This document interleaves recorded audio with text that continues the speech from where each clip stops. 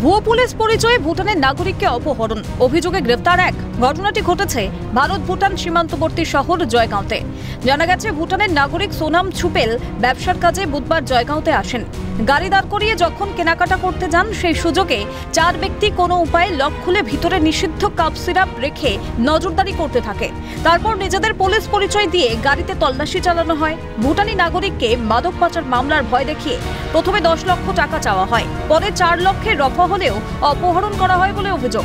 মুক্তিপণও দাবি করা হয় বলে জানা যায়। পরে ঘটনাটি জানাজানি হতেই অভিযানের নামে পুলিশ।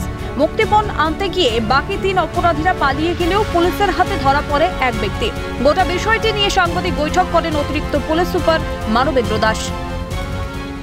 भूटानी आदमी सामान खरीदने, तो उनका गाड़ी में कुछ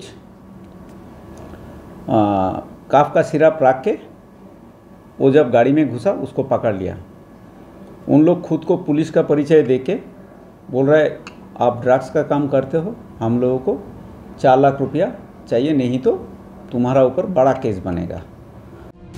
গ্রেফতার হওয়া অপহরণকারী ভারতীয় নাগরিক বলে পুলিশ সূত্রে খবর। নাম সামুয়েল সুব্বা। ঘটনার পর থেকেই আতঙ্কিত স্থানীয়রা। প্রশ্নের মুখে নাগরিকদের নিরাপত্তা। আলিপুরদুয়ার থেকে বিশ্বজিৎ চক্রবর্তীর রিপোর্ট, ক্যালকাটা নিউজ।